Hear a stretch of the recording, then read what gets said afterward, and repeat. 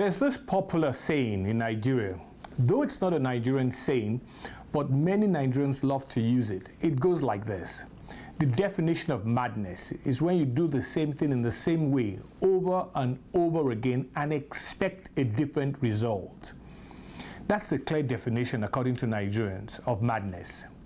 We Nigerians have come to agree that as a country, we're not mad people, but I respectably disagree that we are not mad.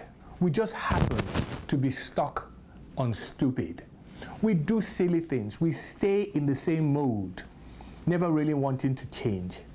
With this provocative introduction of who we are in Nigeria, I welcome you to Pointblank this Thursday evening.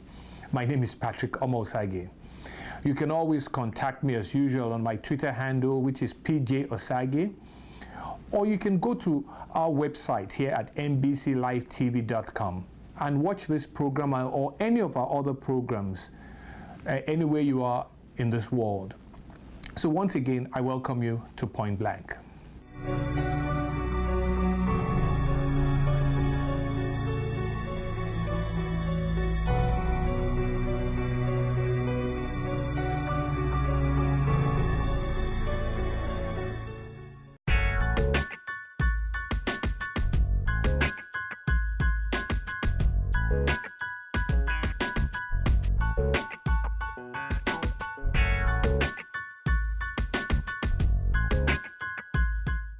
Which is better, to be mad or to be stupid? Madness, mental illness, and stupidity can be corrected.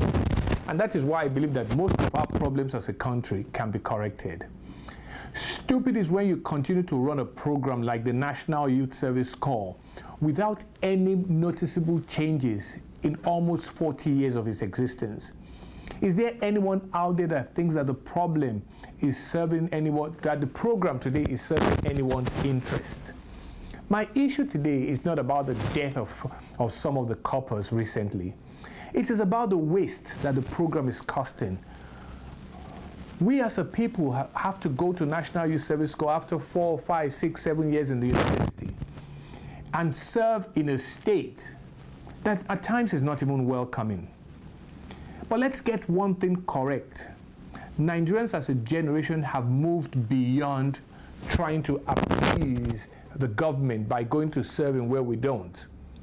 Today, there are more Nigerians of this generation that have married outside their tribe, outside their state, than any other time in the history of Nigeria.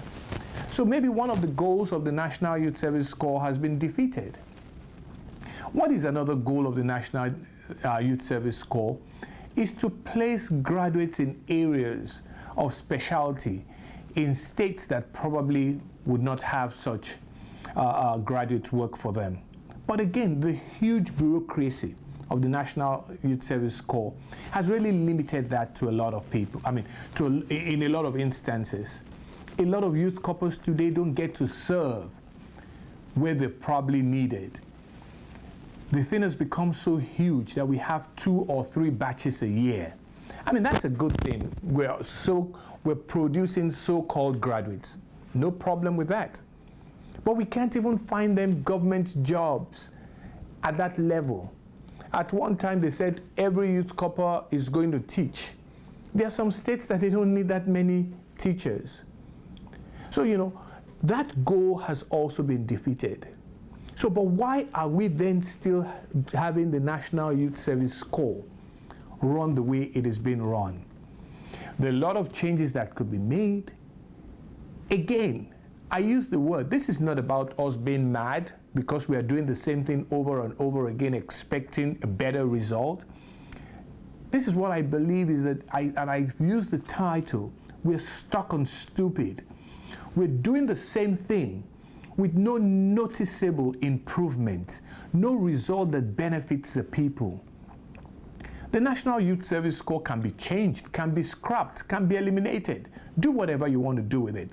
But there has to be noticeable change in what we do.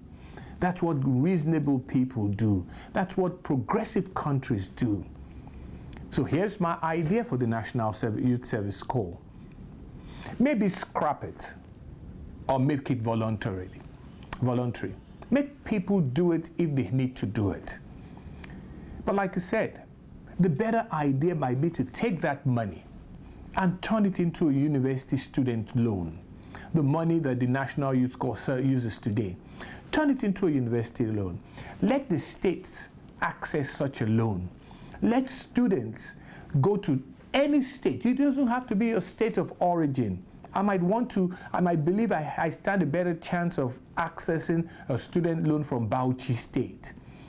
Let me collect my Bauchi State loan, sign myself up to Bauchi for 2 years after graduation to work at some kind of prescribed amount for those 2 years to kind of pay off my loan or my debt to the state.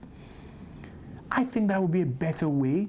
So those that don't need a student loan don't have to do some kind of service. Look, again, what I'm trying to do here is not prescribe medicine. It's to really say we need to start to think outside the box. We've got to enlarge the box of our thinking, but we cannot keep doing a National Youth Service Corps that serves nobody. It doesn't serve the state. It doesn't serve the individual. It only just become a huge bureaucratic government expenditure that's really becoming a waste of time. And you know what? Unfortunately, it's also killing some of the coppers. So I'll take this break. You're still tuned to MBC, so just sit there, stay tuned, and I'll be right back.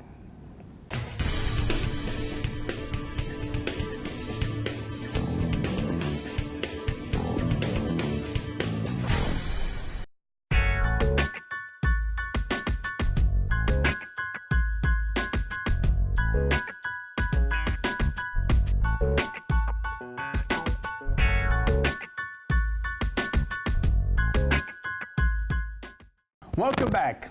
You must have heard that the Nigerian Super Falcons won the African Cup again. I don't know how many times they've won it, but it looks as if the cup just belongs to us. We kind of win it every 2 years. With that win comes the usual refrain in the press and all over the country. I hope this time the Football Federation would improve female football league or female football development in Nigeria. And I said, it's like, we've been saying this for years. We keep wishing for things to happen. You just wish, you don't wish for things to happen. You go out and make things happen. There's no money in female football. There's no money in Nigerian football, not to talk of female football. So whatever little money you have, you must find a way to spend it judiciously and really reasonably. You can't be stuck on stupid and run a league that 60 to 70% of the games of the female league in Nigeria are walkovers because many teams can't show up. Many of the girls, many of the ladies that play in these clubs don't get paid. You're trying to play a league as if you are in Europe. There's no money for it. Here is my thought. Instead of us being stuck on stupid, here is what I would do. The Nigerian Female League should be a league that looks like the Nigerian Basketball Female League, which is sponsored by Zenith Bank. All the 16 teams of the Female Basketball League the league is played in 3 sections, in 3 different cities. They converge every 4 weeks in a 3-month period, in a 4-month period. Every 4 weeks, they play maybe in Abuja for 10 days, 10, 12 days. 4 weeks later, they are in Asaba or Port Harcourt for another 10 to 12 days. 6 weeks later, they would have eliminated the last 8 teams and 8 teams meet for the final 8. That's the way they run the league, and it has been pretty successful, and it has actually helped in developing female basketball to an extent. The one thing that the ladies of basketball know, that this is not a full-time and all-year-round thing. There's just no money to cater for that. But the basketball league, sponsored by Zenith, has done a lot for female basketball in Nigeria. Why can't our football do the same for women? Why do we have to play a league format of home and away? Why don't they converge all the teams? I don't think they have up to 16 female teams, and they shouldn't. Maybe 8, 10, 12 might be the best number. And of course, if it is successful the way I'm prescribing, you can grow it. Maybe add a team every year that you've been successful, and maybe then cap it at 16 in 5 or 8 years from now. But we can't keep doing it the way we've been doing it. It's not succeeding. It's not about the personnel you bring into the administration of the management of the league. It's about the idea, the creative idea that can help you sustain development, to sustain the program. It's unfortunate that we always think that every problem we have in Nigeria, it's about the operators. It's not usually about the operators. It's about us not being creative in the way we want to solve our problems. So the Nigerian Football Federation, with its new management on the female football side, should think about playing the league the way the Nigerian basketball plays its women's league. 3 places, 3 towns, 10 days, 2 weeks. And I can tell you, the girls will be better off for this, would have a good and pretty sustainable league. One last thing about that. We seem to always also qualify for the World Cup. The last time we were at the World Cup last year in Canada, first round we're out. But even then, it still yielded for the Nigerian Football Federation $200,000. I'm not questioning where that $200,000 went, but I'm saying we have to start to think that maybe for female football, that $200,000 could be invested, not just in the league, but really an investment that yields some kind of money to sustain such a league.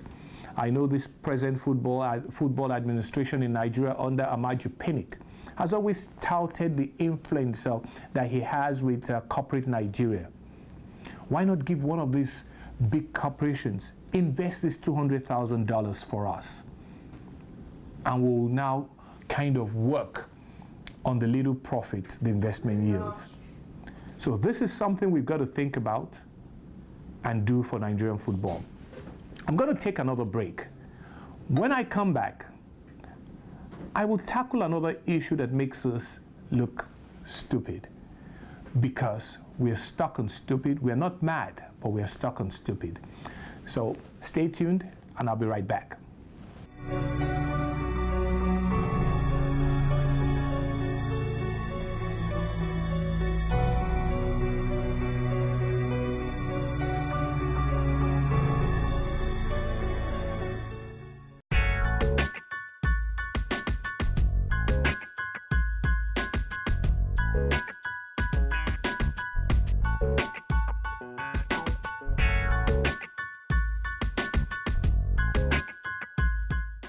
Welcome back.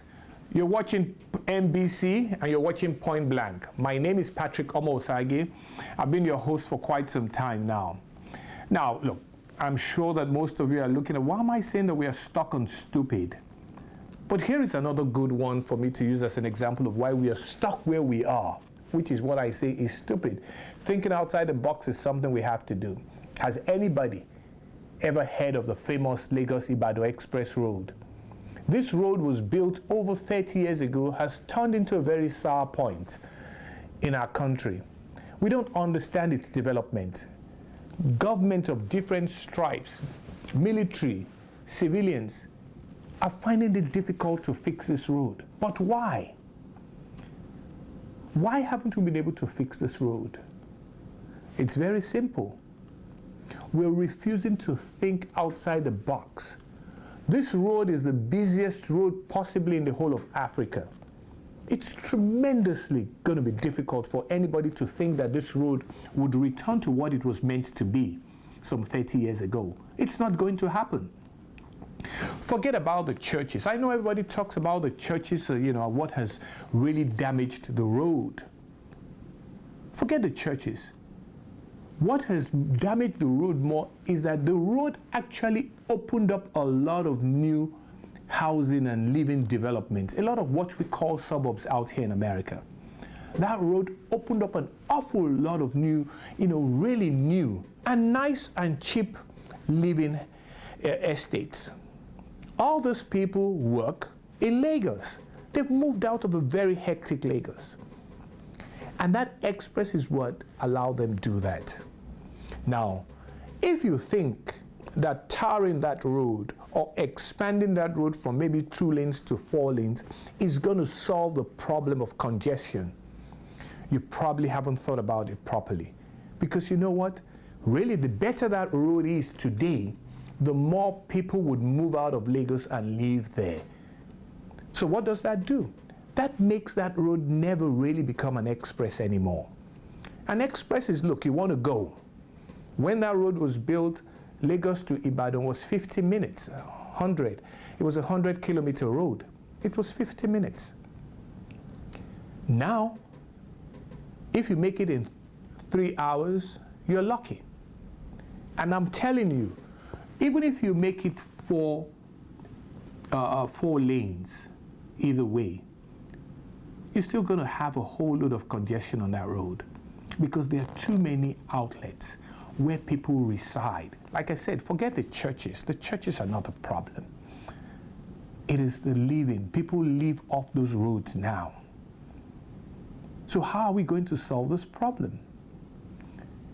Good question. Because I don't want us to be stuck on stupid, because we've been trying to do the same thing over and over again, and we're not getting good results. Here is my suggestion. And I'm not saying it's a solution, but it's my suggestion. The government has to find a way to open up the back roads. There has to be ways, there have to be bushes, if possible, that you got to open up that can get to other parts of Lagos. Everybody doesn't have to come onto the Lagos-Ibadan Express Road. I know this because I have been to Shagamu many times, and we go through the back.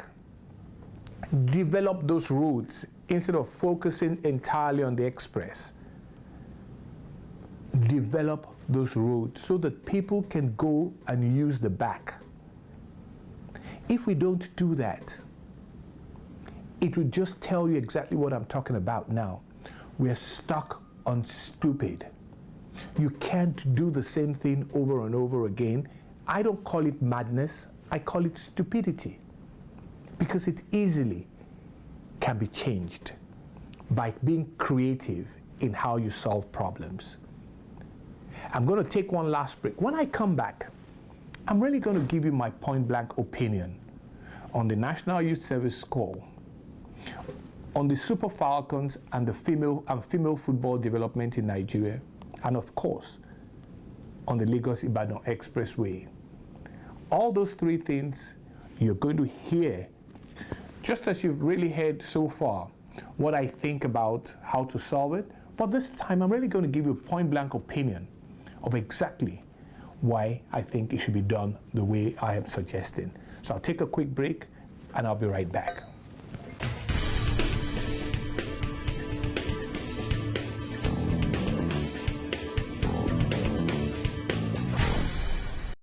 Welcome back. My name is Patrick Omosagi, and I'm today, and I've been addressing issues that either make us Nigerians look stupid or mad. I'm not trying to be insulting. I'm only trying to show that our lack of creative thinking in problem solving makes us look as if we are stuck on being stupid. Countries and people always try something new in solving problems. We can't use the same solution. We have to use a different thinking. We talk about think outside the box. It helps. Most of us just sit within the same box and say, oh, let's change the practitioners. That has not worked in Nigeria Because the same practitioners sit and try to do the same thing the last guys did and will always say, oh, we can do it better. That's not a problem. Nigerian problems are like what I consider mathematical problems that have a lot of unknowns. To solve such a math problem, you must have a basic system of equations that must relate to those unknowns. The technique of substituting one equation into the other or combining equations to eliminate a variable. We as Nigerians must learn to solve our problems in our unique way. We must try to eliminate, or first of all, understand a lot of unknowns. When I talked about the National Youth Service Corps, what are the unknowns about maybe scrapping or keeping the National Youth Service Corps? One of the unknowns, you see, when we say we don't know.